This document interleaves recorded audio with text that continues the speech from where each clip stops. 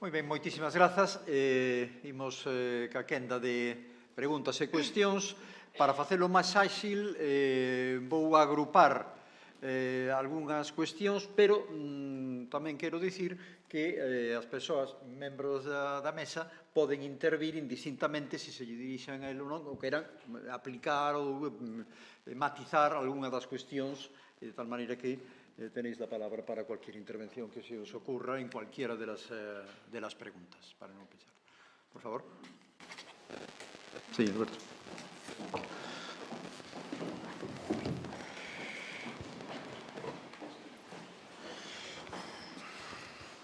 Moitas grazas pola súa presencia. Moitas grazas pola súa presencia. Unha conferencia moi interesante do profesor de Cañas pola mañá. A mí gustaría me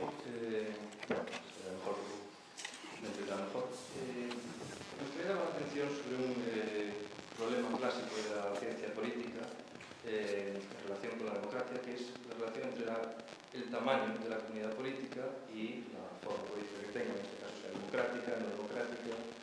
Ya se mencionaba en el siglo XVIII, los cantones suizos podrán ser democráticos, pero ¿cómo va a ser la monarquía francesa, un estado tan grande y tan diverso, una forma democrática? ¿Cómo va a tener una forma democrática? Esto también tronca con lo que mencionó el profesor Villacañas por la mañana, con la comunitarización versus nacionalización, y creo que un aspecto muy curioso y que no se suele tener en cuenta tampoco habitualmente es que muchos de los estados en los rankings de calidad democrática, en todos los indicadores que suelen estar más arriba, son estados, por lo general, estados pequeños, estados homogéneos, Nueva Zelanda, Irlanda, Dinamarca, estados que rara vez superan 100 millones de habitantes y tienen, digamos, una cultura política más familiar, más cercana, menos amalgamadora, digamos, de sus culturas internas. Y esto entronca especialmente con el problema de la Unión Europea y el problema habitual de dónde están demos europeos, si es que hay demos europeos en varios de MOI, y no digo que sea un problema en los grupos, pero claro, ¿cómo se puede articular una democracia europea con verdadera accountability, con verdadera movilización, si no existe un demos verdaderamente reconocible a nivel europeo? Y claro, pues, como es con un crisol de culturas con cientos de millones de habitantes que tienen difícil acuerdo entre ellos. Cuestión aquí, sí, Lucha. Felicitaciones a los tres intervinientes. Yo, en primer lugar, tendría una pregunta colectiva, dirigida a las tres, porque en el septeto que esta mañana invocó el señor Maiz, me causa particular interés que se desarrolle el tema de las emociones, ¿no? Algunos de ustedes ha citado. Me gustaría que de alguna manera, si es posible, me indiquen cómo se puede de alguna forma mejorar ese problema, ¿no? Porque claro, para mí, evidentemente, pues rebasa cualquier voluntarismo. O sea, es francamente, sí, puede decir bastante utópico. Pregunta de tipo puntual. A la señora Ferrero, me parece muy interesante la alusión que hizo usted al Estado de Derecho, ¿no? La aplicación de la Unión Europea del Estado de Derecho y la posible conculcación, lo digo en términos literales, de algunas veces se ha producido, en los dos casos que usted ha citado, ¿no? Entonces la pregunta que yo le planteo puntual es la siguiente. ¿Entraría en los cánones tradicionales del Estado de Derecho de la Unión Europea la inclusión de Ucrania, pasado ya, digamos, el periodo bélico, lo que dijo esta mañana Villacañas? Es impensable una incorporación en una situación bélica, es accesorio, ¿no? Pero superada esa fase, en algún momento esperemos que se produzca, sin más análisis que el puro voluntarismo o el puro, digamos, la pura voluntad benefactora. No sé si me entiendes lo que se dice. Fíjense, es una duda que yo tengo. Y a la señora Alex, ella sabe perfectamente que yo tengo una teima a la hora gallega, o sea, una manía con el tema de la participación ciudadana en términos, no voy a decir de accountability y tampoco de check and balance, pero me parece de que la ciudadanía europea, española por ejemplo, tenga alguna participación real en el proceso, aparte del mero hecho de votar en una época determinada. Entonces, esa circunstancia de que se cambie de alguna forma algunas de las vetas, digamos, electorales, pero que quede, digamos, al voluntarismo futuro la posibilidad de que las instituciones deleguen o transmitan información sobre sus hechos a los ciudadanos, a mí se me escapa. Creo que esa es una falla que se mantiene desde la creación de la Unión Europea. Es decir, aquí se da la paradoja tremenda todos los años, bueno, todos los años electorales, me refiero, que se nos pide que votemos a unas políticas más o menos definidas, pero una vez que se ha producido la votación y unos resultados, se produce una desconexión absoluta entre el votante y el votado. Y eso para mí pues, es una falla tremenda. ¿No? No sé si me queda alguna cosa por ahí. El tema, por ejemplo, de las iniciativas ciudadanas que usted ha citado como vía de participación. ¿Se conoce algún caso, algún dato numérico de cuántas iniciativas ciudadanas se han producido ante la Unión Europea? ¿Me puede dar el dato, por favor? Si es posible, pues, el casuísmo. Moi ben, moitas grazas.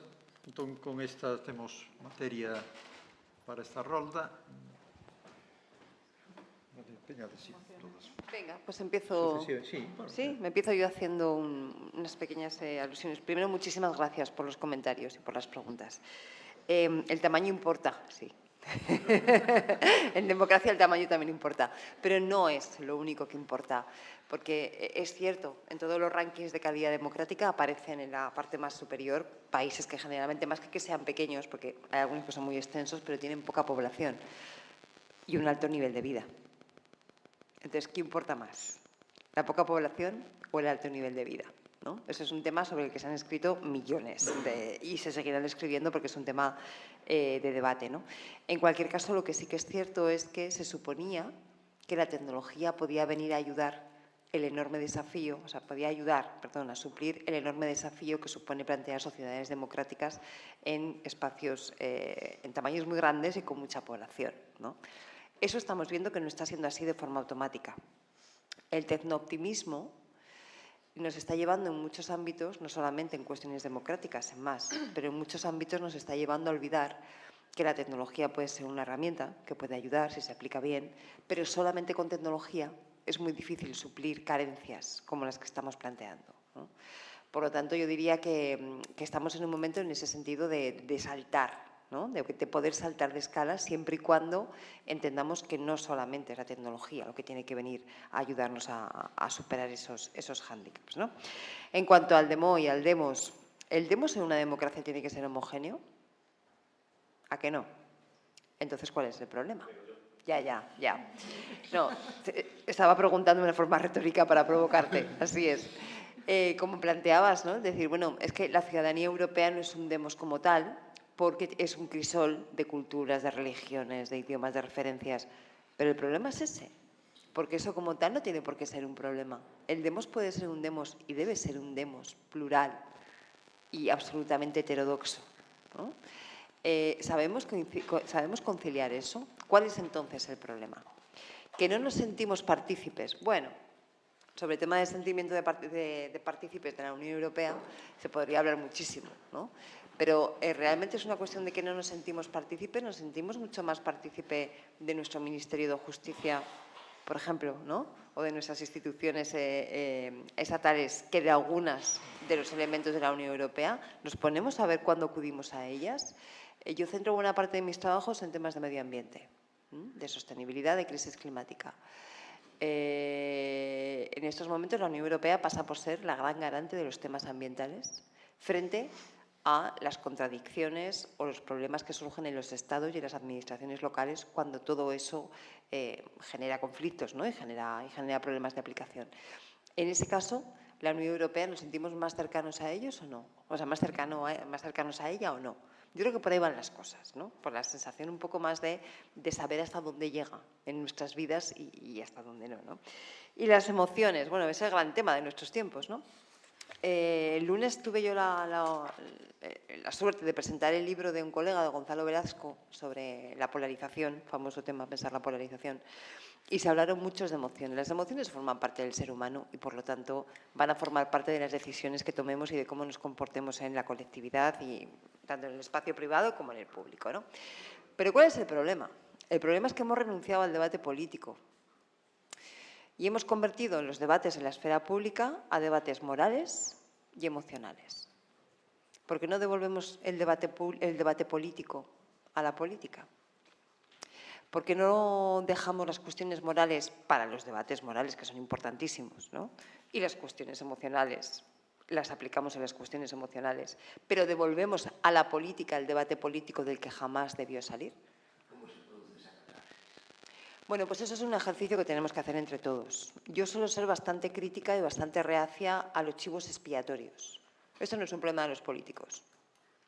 Ni siquiera es un problema de los medios de comunicación perversos que magnifican según qué situaciones de enfrentamiento emocional de los políticos. No, es mucho más complejo. Ojalá el problema fuera decir, estos señores, estas señoras tienen la culpa. Sería mucho más sencillo, pero es más complejo. Se han creado una serie de dinámicas, fundamentalmente en la esfera político-mediática, pero no solo, porque también hay una complicidad ciudadana muy importante que favorece todo eso. Entonces, yo creo que tenemos que hacer ahí un ejercicio de reflexión y de compromiso de volver a recuperar el debate político de los aspectos públicos, porque lo tenemos secuestrado por el debate moral y por los debates emocionales. Es imposible a día de hoy discutir, debatir de cualquier tipo de propuesta, lo vamos a ver en esta campaña, por si alguien tiene dudas, debatir de cualquier propuesta, políticas fiscales, ambientales, de feminismo, internacional, sobre la guerra, sin que inmediatamente se convierta en un debate moral. Así es imposible hacer política, es absolutamente imposible, ¿no? Entonces, yo creo que ese es uno de los retos de nuestro tiempo. Cuando yo decía en mi intervención que creo que el principal desafío que tienen hoy las democracias es que no tienen capacidad de anticiparse y de gobernar los retos actuales, entre otras cosas es esto, es la incapacidad de situar el debate político donde tiene que estar. Está secuestrado, está absolutamente secuestrado, por lo menos por esos elementos, aparte de otros, Entonces, ¿que las emociones forman parte del ser humano? Por supuesto, faltaría más. Sí, pero que las emociones inunden todo el espacio público y todo el debate público, porque el debate político se ha convertido en un debate moral y emocional, eso es algo muy propio de nuestros días. Y que yo creo que sí que hay maneras, tenemos que empezar a ensayar maneras de echar atrás. Insisto, no soy partidaria de los chivos expiatorios, O sea, no creo que sea un problema de los políticos, muy fácil. De los medios de comunicación, también sería muy fácil. No, aquí tenemos que preguntarnos un poco todos, yo creo, ¿no? Yo lo hago conmigo misma, es decir, yo estoy contribuyendo también a esto. ¿Cómo? ¿Dónde? ¿Qué podría hacer para no contribuir? ¿No? Es un temazo. Lo dejo aquí. Sí, bueno, yo de acuerdo con lo que dice Monge.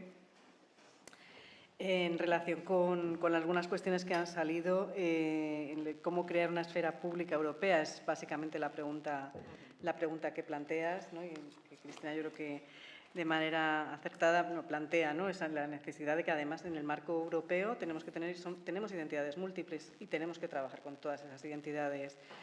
Con todas esas identidades múltiples. El principal problema que yo veo y la principal diferencia que encuentro entre los Estados y la Unión Europea es que la percepción, al menos, bueno, la percepción de los ciudadanos y la realidad también, tiene que ver con que el marco europeo es un marco que continúa siendo un marco de élites, ¿no? Decía antes Cristina, ¿no? Mientras estaba contando la otra Cristina, Ares. Creo que la Unión Europea sigue siendo tremendamente elitista. Es decir, las conclusiones de la Conferencia para el Futuro de Europa, ¿cuánta gente se lo ha leído?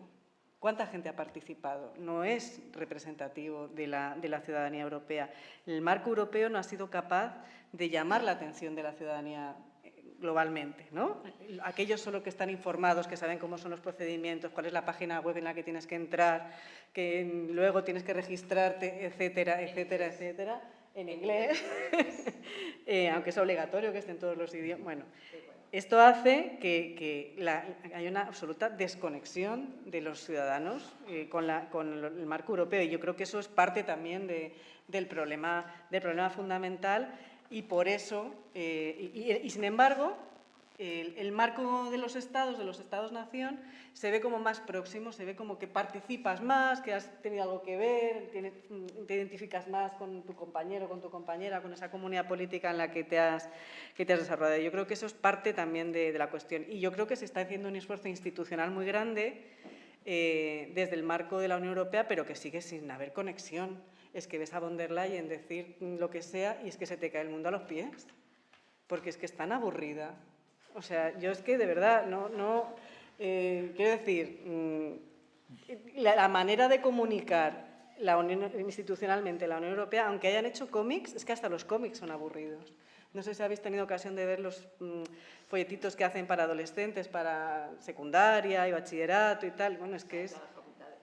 Bueno, no, en todas las delegaciones de la Unión Europea es tremendo, de verdad. O sea, que yo creo que hay que incrementar un puntito ahí la comunicación para que sea un poco más acorde a los tiempos que vivimos, ¿no? En tiempos de TikTok, incluso el Museo del Prado lo hace mejor, ¿no? El TikTok es uno de los que más, ¿no?, visitas tiene el TikTok del Museo del Prado. En cuanto, estoy muy de acuerdo con lo que plantea Cristina, con la cuestión moral, ¿no? Las emociones. Vamos, yo no lo hubiera explicado mejor, por supuesto.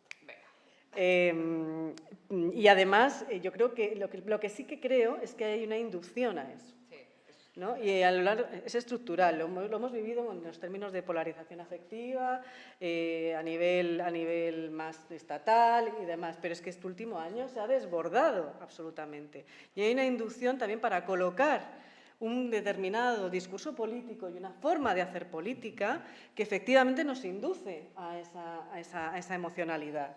No es normal, bueno, sí es normal, perdón, porque es lo habitual, algunos discursos que escuchamos en líderes políticos apelando a la moralidad y a la ética en cuestiones que tienen que ver, pero ¿de qué va la política?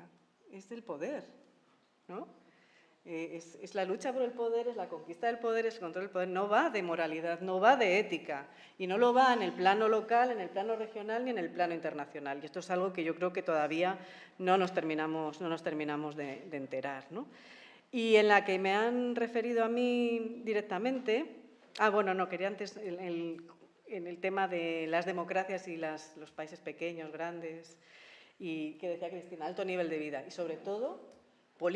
desarrollo de políticas que son redistributivas y generan mayor cohesión social, ¿no? Porque esta es una de las claves, ¿no? Y allí donde se han aplicado ese tipo de políticas es donde efectivamente vemos resultado, hay mayor nivel de resultado y se pagan más impuestos. Claro. Hay mayor compromiso ciudadano también con eso, porque, ¿no? Y la devolución por parte de la ciudadanía, si esas políticas son eficaces, volviendo a los marcadores del profesor Maiz, efectivamente, la devolución que hace la ciudadanía es positiva y es ahí cuando menos probablemente, ¿no?, se pueda llegar a que haya partidos políticos, actores políticos que vayan por la vía de partidos políticos más de derechas radicales, populismos, etcétera, etcétera, ¿no? Y luego la pregunta de Ucrania, pues es que esta es muy, muy fácil de responder. Realmente, yo creo que Ucrania no va a incorporarse a la Unión Europea. Yo creo que esto es una estafa al pueblo ucraniano y creo que en los términos en los que está ahora mismo articulada el marco europeo, ojo, que no podemos descartar una reforma de los tratados y enlazo con lo que he dicho antes, nos lleve a otro modelo de integración y modelo europeo, que no es el que tenemos ahora. Cuidado, de momento se está parcheando, ¿no?, con propuestas que han sacado del cajón, ¿no?, de otras épocas, ¿no?, como la Comunidad Política Europea de Macron, que básicamente no es nada más que un lugar en el que hablar informalmente de cuestiones vinculadas a la seguridad y a la defensa y poco más. Por tanto, ¿va a entrar Ucrania en la Unión Europea? En la actual Unión Europea no lo creo. Ahora bien, si hay una modificación de los tratados de manera profunda, ¿no?, y hay una reforma en la metodología de adhesión a la Unión Europea, podría ser. Nunca antes de Balcanes, pero desde luego eso ya no sería la Unión Europea. Pero, si me permite,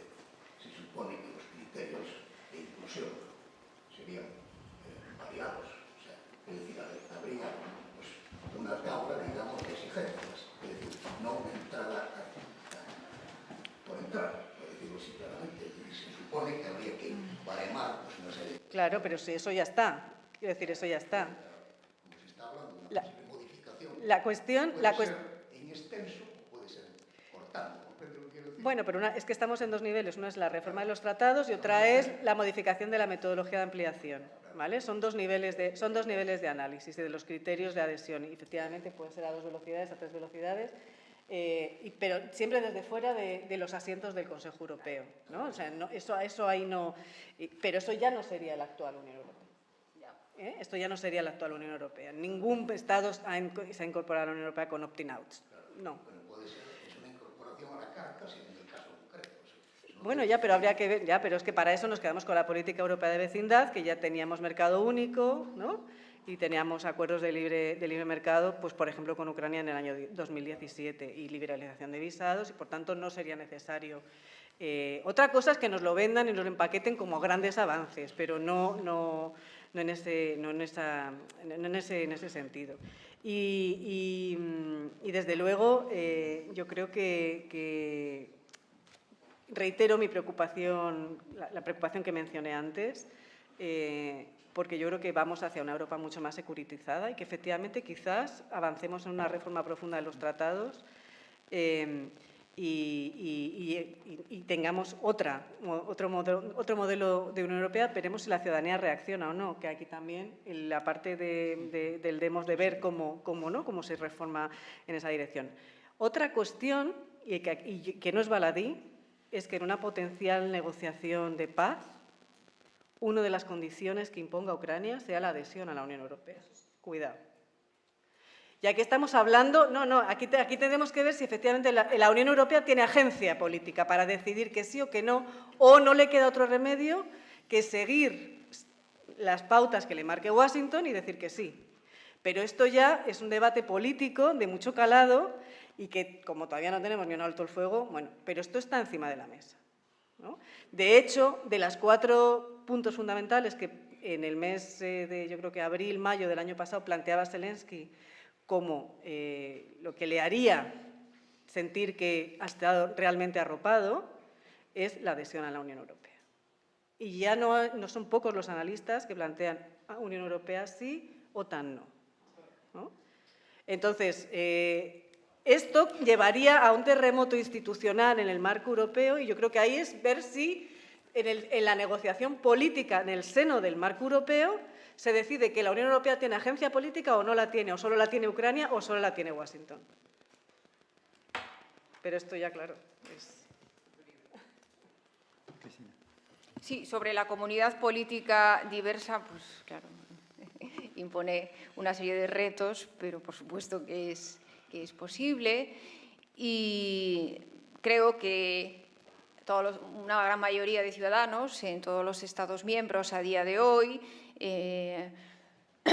profesionales de la empresa, sindicatos, organizaciones de la sociedad civil y demás, pues tienen bastante claro cuál es el valor añadido de la Unión Europea, o por lo menos una parte, y sobre todo en esos países pequeños y medianos, entre ellos los que encabezan el ranking de las democracias, que son los países nórdicos, que me gustaría saber en qué condiciones estarían sus estados de bienestar sin el paraguas de la Unión Europea, o al menos en algunos de estos casos. Entonces, en cualquier caso, el valor añadido es muy evidente, quizás una parte no se estime, no se vea tan clara, pero un mínimo sí, y ese compromiso de una mayoría de los ciudadanos y sobre todo de los países pequeños y medianos que ganan tanto poder, tanta proyección también en el escenario global gracias a ese marco institucional de la Unión Europea.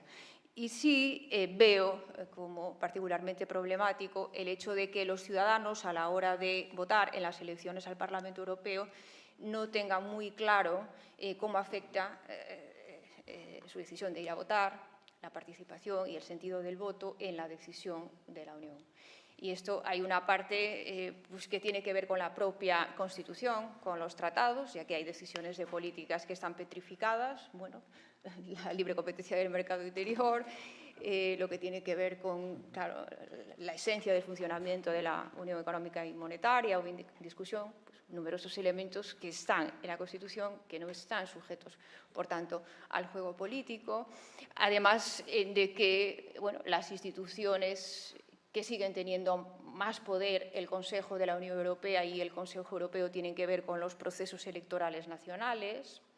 Entonces, claro, la elección europea al final, ahora sí, desde Lisboa, porque se elige el presidente, a la presidenta de la elección, pero también previa decisión por parte de los jefes de Estado y de Gobierno del Consejo Europeo. Entonces, pues no está muy claro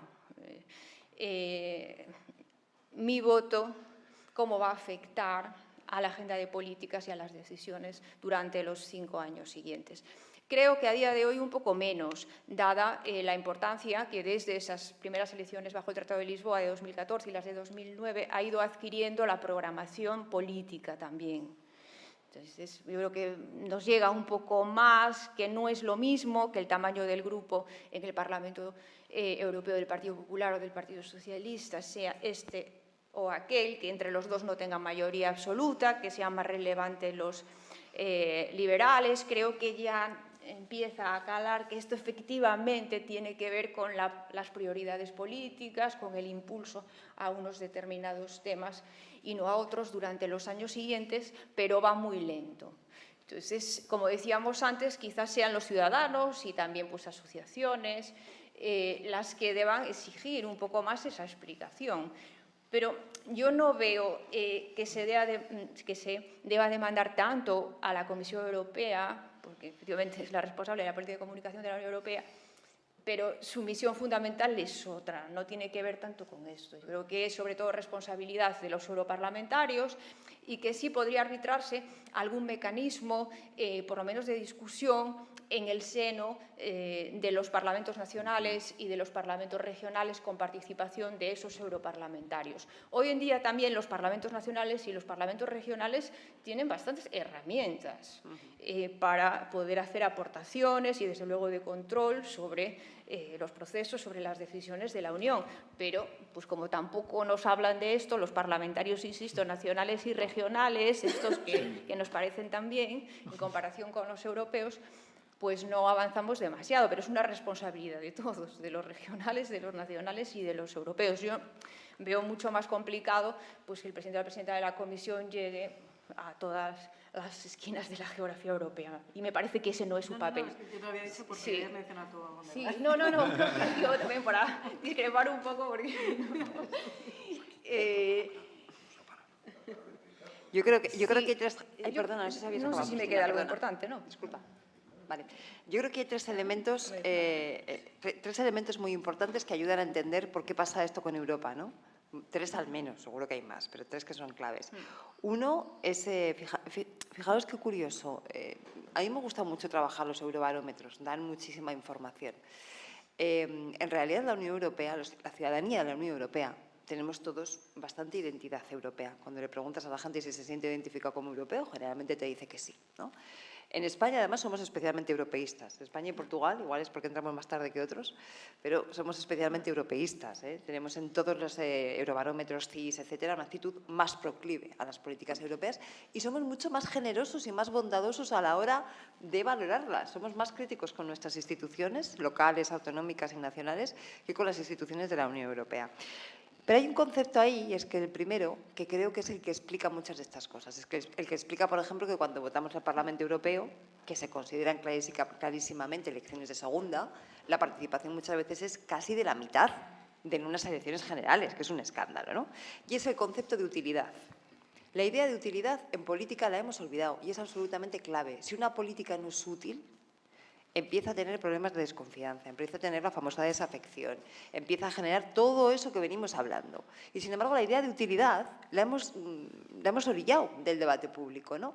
¿Sabemos cómo nos es útil Europa, la ciudadanía? Pues no. ¿Y por qué no lo sabemos? Este es el segundo elemento. Sigue siendo una estructura tremendamente compleja.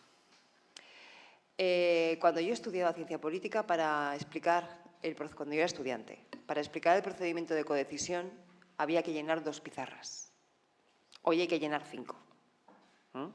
Es absolutamente complejo desde el punto de vista de la ciudadanía el entender exactamente quién es quién, y qué se mueve. Y luego la tercera cuestión, el tercer hándicap que tiene, es que la Unión Europea tiene una lógica que es contraria a la lógica de las democracias de audiencia. Aquí hay mucho politólogo, mucha politóloga. ¿Alguien me sabe decir el nombre de 3 comisarios o comisarias? No pregunto. No, o sea, no contestéis, dejadlo. Sí, es que saben. ¿Sí? ¿Sí? ¿De 3? 2 o 3. Sí. ¿De 3? 2 o 3, sí. He sido generosa, ¿eh? He dicho 3. Iba a decir 5, pero me ha dado cosa. Bueno, 5 algo. Bien. Y esto entre expertos y expertas, ¿eh? Ahora vamos a salir a la calle. Y preguntamos, sin embargo, sí que sabemos los nombres de los ministros, ¿a que sí? La lógica de la democracia de audiencia... De todos no. Bueno, de todos, ¿cómo que no? ¿No sabéis el nombre de todos los ministros? Hombre, alguno que acabe de entrar a lo mejor no, pero decidme que sí. Es decir, esa lógica de la democracia de audiencia no opera todavía en la Unión Europea y eso es un hándicap muy importante. Pero creo que es bueno que definamos bien dónde están los problemas, ¿no? Porque yo sí que creo que es elitista, pero probablemente es elitista por todo este conjunto de elementos y otros muchos, que habría que incorporar al análisis. ¿Puedo decir algo sobre claro, eso? ¿no? Vuelvo al sistema de candidatos principales, que nos puede parecer poca cosa, pero si vamos a la perspectiva comparada de nuevo, en los sistemas presidenciales, semipresidenciales, siempre vemos esa distancia en los datos de participación entre las elecciones del presidente y las elecciones parlamentarias. Entonces aquí, si conectamos un poco más la elección, por lo menos con el presidente de la comisión, pues quizás eso sí estimule. De hecho, en la última elección algo de mejora ya se percibe, sobre todo en aquellos países donde eran más conocidos, los candidatos principales, donde centraron su campaña y demás. Es muy bueno. Pero no le sirvió de mucho, porque salió von der Leyen. Sí. Bueno, por eso que tenemos que, claro, que tenemos que buscar la fórmula por la cual se puede aplicar claramente esa misma noche electoral, como ocurrió en 2014.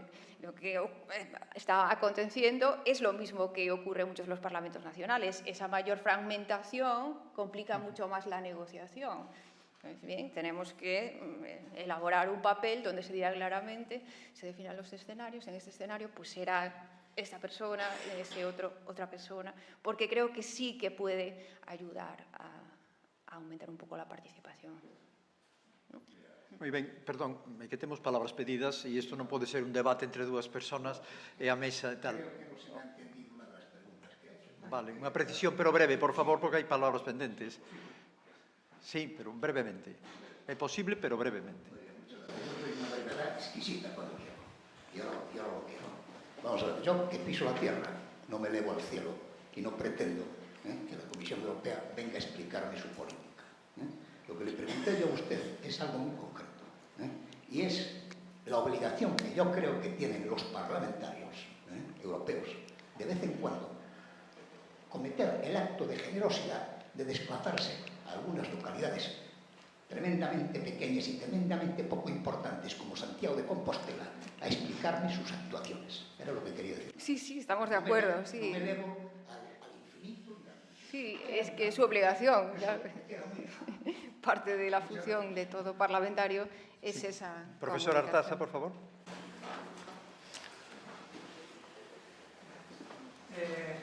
Hola, buenas tardes.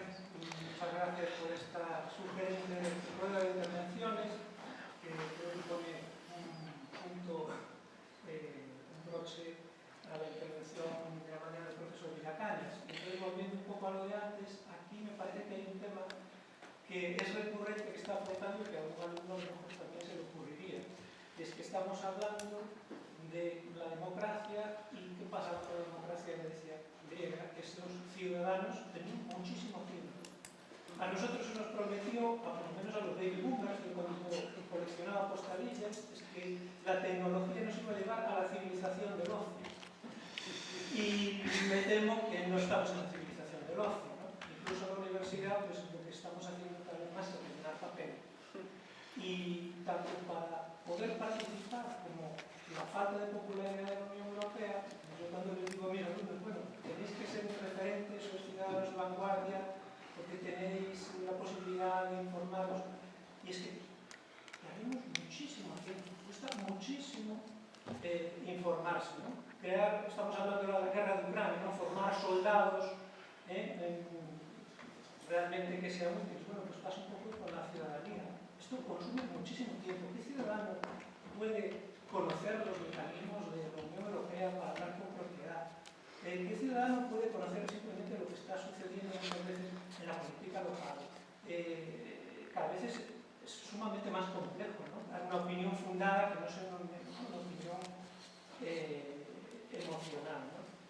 Y entonces, bueno, yo creo que este es uno de los grandes problemas, no solo que esos folletos de la Unión Europea sean más o menos atractivos, o que efectivamente, ¿no?, que tendríamos que buscar pues, personas que conectasen mejor, mejores comunicadores, sino que el problema fundamental es el mismo que hace miles de años, es que hay que estar informado para poder participar realmente. Y bueno, para volver a renovar nuestra democracia, el ciudadano tiene que participar más, ¿no? Se habla de republicanismo, de llegar ahí, pero el problema es que necesitamos ciudadanos con mucho tiempo y bien informados.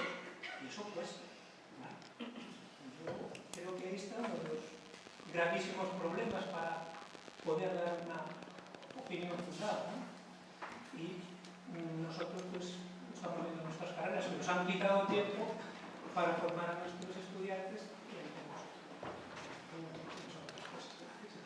Era Oscar Wilde el que decía aquello de que él habla del socialismo, de que el socialismo nos fastidia muchas tardes libres.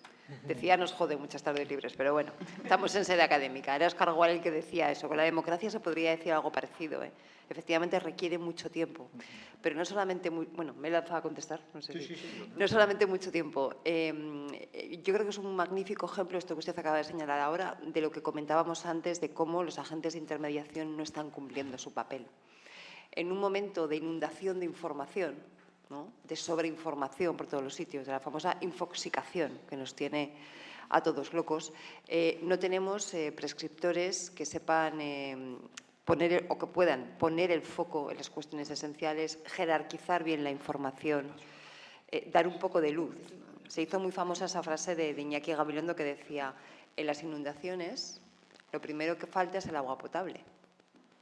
Pues con los temas del espacio público y de cómo en el espacio público y en el debate público se está planteando la información, la deliberación, etcétera, creo que pasa algo lo mismo, ¿no? Estamos en una inundación de muchísimo dato, de muy poquita información y de apenas conocimiento. Que, por ejemplo, en las facultades de política se ha dejado de explicar la diferencia entre el dato, la información y el conocimiento. Y es absolutamente clave. Los de comunicación no sé si lo estudian o no, pero supongo que sí, pero es absolutamente clave, ¿no? Y eso, sin embargo, no forma parte ahora mismo de nuestro debate público. Y luego el tema de la participación, yo no lo he mencionado porque es un melón tan amplio que necesitaremos una sesión entera, ¿no? Pero yo últimamente ya de forma provocadora suelo decir que yo ya estoy contra la participación. Es decir, en nombre de la participación se han hecho una cantidad de intentos que han llevado generalmente a mayor frustración porque no partían de unas expectativas adecuadas, porque no había una metodología correcta, porque al final no estaba claro qué pasaba con el resultado de esa participación y porque, al final, porque tampoco se han evaluado.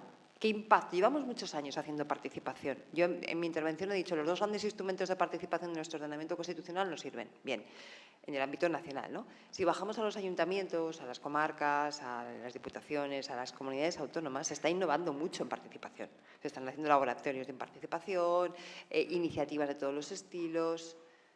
¿Ha mejorado la calidad? ¿Ha mejorado la confianza en la democracia? ¿Ha mejorado la adhesión de la ciudadanía a un proyecto colectivo? ¿Estamos evaluando los procesos de participación que estamos haciendo en términos de impacto? No en términos de han venido 500 personas y han elaborado o han participado en 32 debates. No, en términos de impacto. ¿Lo estamos evaluando? No. Entonces yo creo que hay una cosa que tenemos que empezar a reconocer, y yo es la primera a la que me duele decir esto, pero por honestidad intelectual creo que tenemos que decirlo, que la participación era la herramienta para recuperar la confianza de la ciudadanía en la democracia, era una hipótesis. Y la tenemos sin contrastar. Es duro, ¿eh? Hombre, yo digo que a mí me duele porque he dedicado muchas horas a eso, al estudio, a la práctica, y me lo he creído además, ¿eh? Y hoy llego a decir, esto era una hipótesis y no la hemos contrastado, no la hemos verificado todavía. Por contra diré que están habiendo otro tipo de foros y de experiencias que creo que merecen mucho la pena ser exploradas. Yo he tenido la suerte de poder participar en la dirección de la Asamblea Ciudadana por el Clima, una asamblea que es un espacio de deliberación, donde 100 ciudadanos y ciudadanas elegidos al azar por una serie de criterios de estratificación que no tenían por qué saber nada de cambio climático ni de crisis climática, después de 6 fines de semana, sábado, mañana y tarde y domingo por la mañana, trabajando por amor a la democracia, se podría decir así, han tenido 3 fines de semana intensivos de formación y otros 3 de deliberación para acabar planteando unas propuestas sobre cómo abordar la crisis climática, ¿no? A lo mejor hay que empezar a dar más importancia a ese tipo de ensayos de deliberación y saltar ya de esa manera de participación, que yo insisto en eso. O sea, hagamos evaluación de impacto. Llevamos 20 años haciendo participación. ¿Ha mejorado la confianza de la ciudadanía en las instituciones y en la democracia? No. Entonces, bueno, vayamos un poquito más allá, ¿no? Perdón si me he extendido, es que es un temazo. Pero volvemos a lo de siempre. En busca de tiempo perdido. Han estado varios fines de semana concentrados. Claro, el ciudadano ordinario no tiene beneficio. Estos eran ciudadanos y ciudadanas normales y corrientes, elegidas por sorteo, al azar, y decidieron que sí que querían participar. Y 6 fines de semana, el sábado de mañana y tarde. Y además, por cierto, pilló por medio de la pandemia, con lo cual las sesiones online, que todavía es mucho más duro, salvo la última que ya se pudo hacer presencial, ¿no? Entonces, todavía es mucho más duro. Pero cuando a la gente le llegaba la carta y le decía, oye, que ha salido en un sorteo propuesto para esto, y va a consistir en esto, y te vamos a dar esta formación, y va a haber estas sesiones, y va a pasar no sé qué, es que no dijo que no, nadie. Por el camino se cayeron 2 que renunciaron, nos dijeron que por cuestiones personales de enfermedad, pero las 100 personas dijeron que sí que querían. Y por si alguien está pensando mal, no cobraban, para no mentir. Se les pagó lo mismo que cuando uno va a una mesa electoral, una jornada electoral, por si había gastos derivados de, es decir, me parece que son 40 y tantos euros o 50, una cosa así, punto. Y los 100 dijeron que sí. Qué curioso, ¿no?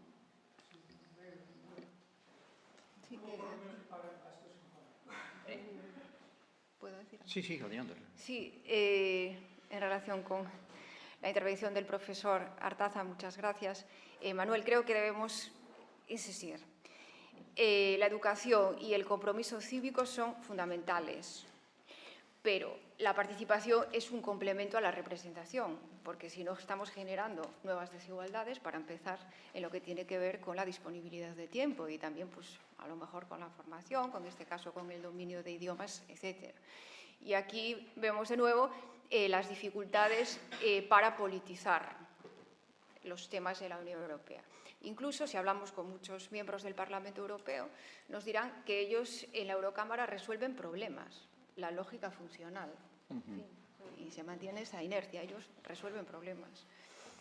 La entrada, la mayor presencia en las instituciones de partidos euroescépticos, lo que hace es limitar esa politización. Lo vemos, por ejemplo, en los trabajos de nuestra compañera experta, gran experta en Parlamento Europeo, Ariadna Ripoll, como prueba claramente cómo ese mayor peso en las instituciones de los euroescépticos frena, despolitiza, en lugar de contribuir a la politización.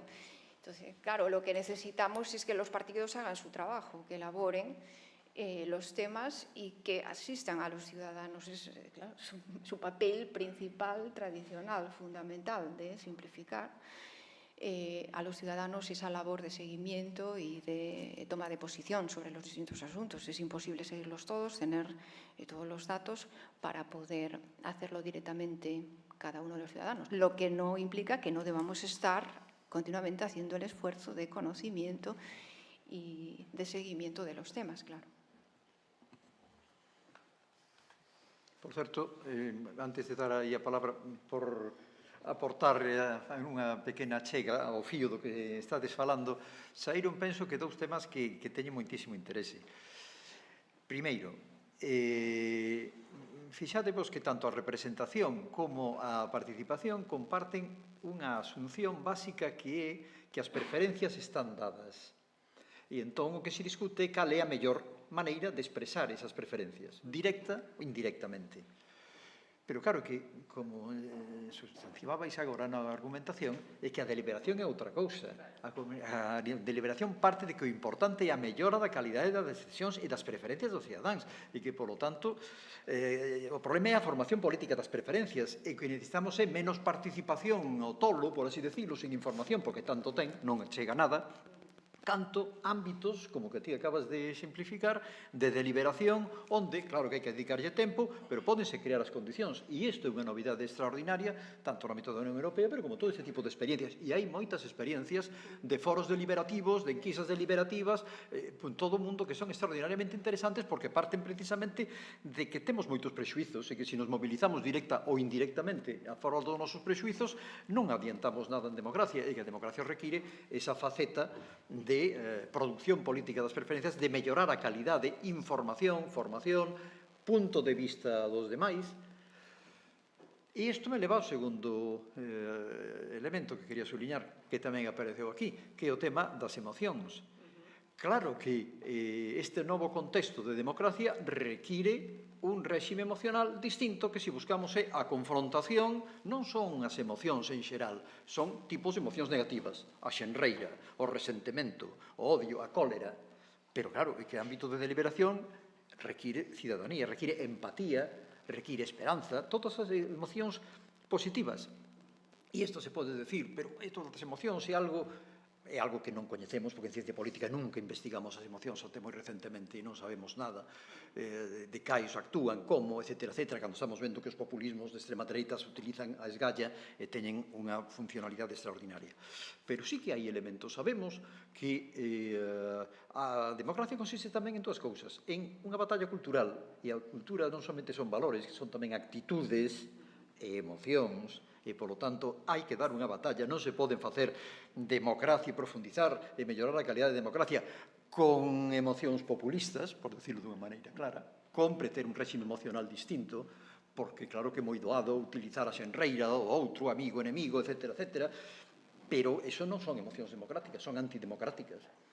E como se fai isto? É algo teosófico? Non. Hai unha cousa que se chama, que temos tamén infraestudiada, que é o estilo político. O estilo político. As malas maneiras en política, as boas maneiras, a inclusividade no debate. Todo isto require unha maneira distinta de liderado, de organizacións políticas e de estilo político, de performance, porque a política ten moito de performance. E entón, claro, non entendemos nada como chega un Trump ou un Ayuso e se leva xente de rúa. Claro, porque ten ese estilo que para nós pode ser moi irracional, barrio baixeiro, incluso despreciable, nalgúns casos das súas manifestacións, pero resulta que iso conecta con un resentimento, con un enfado xeralizado sobre a marxinación de moitísima xente. A batalla líbrase tamén aí, na performance, no estilo político, nas emocións, e todo elo contribúe a xerar espacios non tanto de participación, canto espazos de deliberación, como tedes apuntado moi ben. Había algunha outra cuestión aquí, por favor?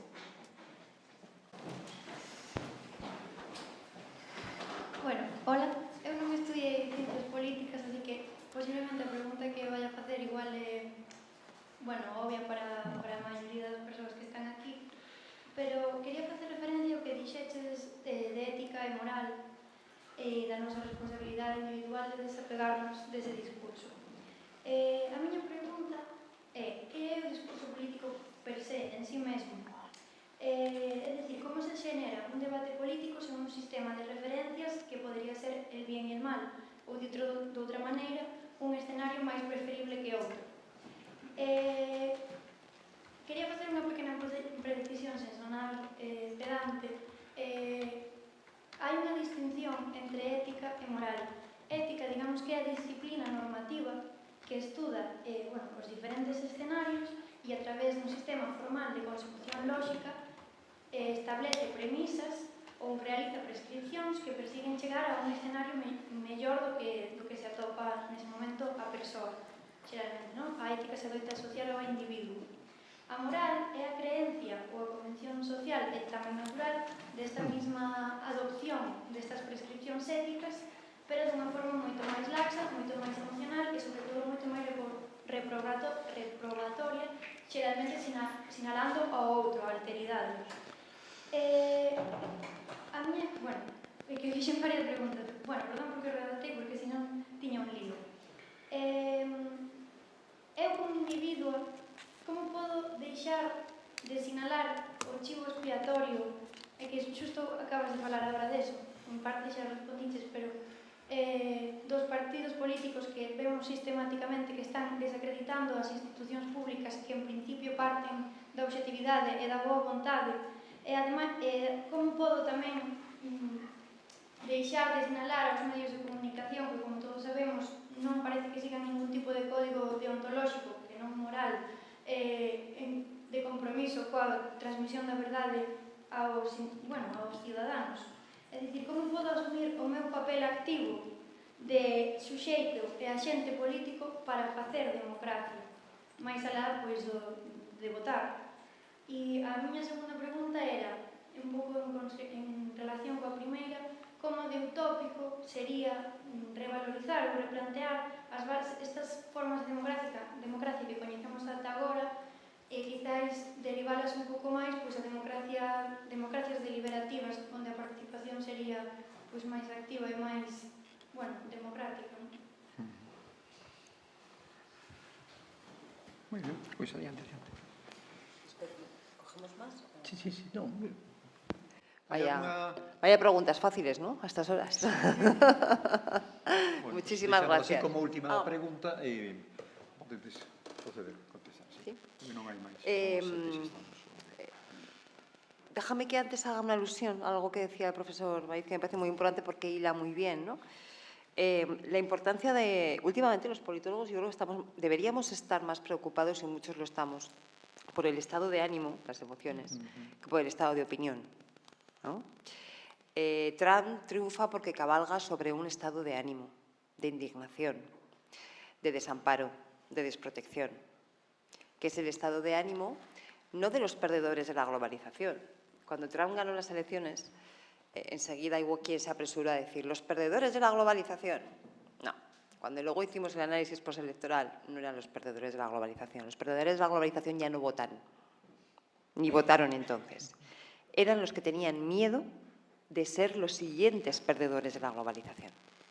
Porque habían visto que les había pasado el fantasma muy cerca y veían que los siguientes podían ser ellos.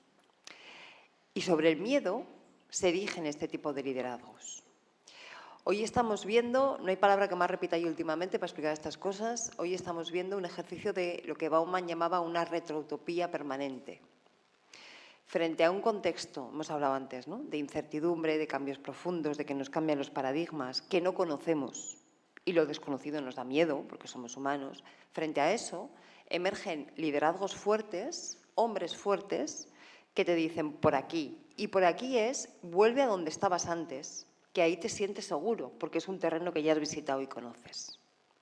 ¿Qué es eso de que en estos momentos las mujeres estén liderando parte del debate público? ¿Y qué es eso de que en estos momentos todo el mundo tenga que ser feminista? Tú como hombre estás desafiado en tu masculinidad. No sabes exactamente qué se espera de ti. Estás inseguro, tienes miedo. Vuelve al modelo de familia tradicional, que ahí te sientes seguro. Por cierto, como mujer también, las mujeres ahí se sentían más seguras, sabían lo que se esperaba de ellas, lo que tenían que hacer. Hoy es un reto continuo, ¿vale? Entonces, esos discursos operan sobre esa emocionalidad y dicen, por aquí. ¿Por qué retroutopía? Pues porque plantean como utopía deseable un pasado que en realidad nunca existió, que está idealizado, pero que es algo que al volver allí, como es un sitio en el que tú ya has estado y has visitado, te sientes seguro. Entender eso, entender esas emociones sobre las que cabalga estos populismos de ultraderecha es absolutamente clave, ¿no? Y entonces engancho con lo que tú decías, ¿no? Que me parece que es una pregunta de una absoluta honestidad y responsabilidad, de decir, ¿cómo hago yo para no colaborar con todo esto? Lo explicaba muy bien antes la profesora Ferrero, ¿no? El debate político es un debate sobre el poder. Y los debates políticos lo que hay que plantearse es quién gana y quién pierde con esta medida. Hoy el Gobierno, digo hoy porque es la última noticia, ha anunciado unos decretos para apoyar a los agricultores por el tema de la sequía. ¿Quién gana y quién pierde con eso? A mí me parece que está bien, o sea, yo estoy de acuerdo con quién gana y quién pierde, tú no, vamos a debatir, pero eso es debatir del poder y esos son debates políticos. Pero eso no tiene nada que ver con debates morales. ¿Ves la diferencia? Qué claro se ve. Es que hay una palabra que yo creo que esto es un problema de la posmodernidad, ¿no?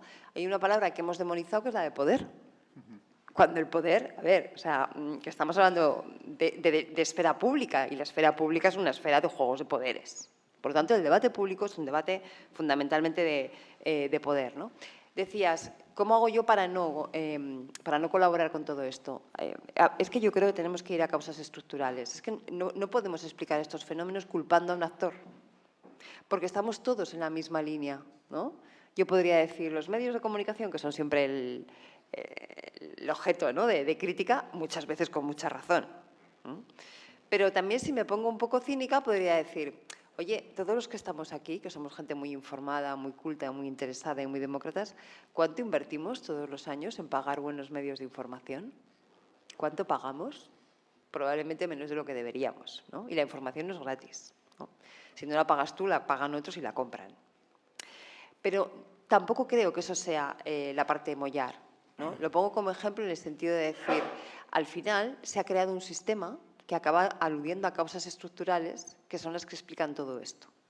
Y entonces, por eso, yo creo que hace falta un ejercicio de reflexión colectiva para ver cómo se pueden romper ese círculo vicioso y darle la vuelta y convertirlo en un círculo virtuoso. Porque lo hemos hecho esas veces, ¿eh? Se puede hacer.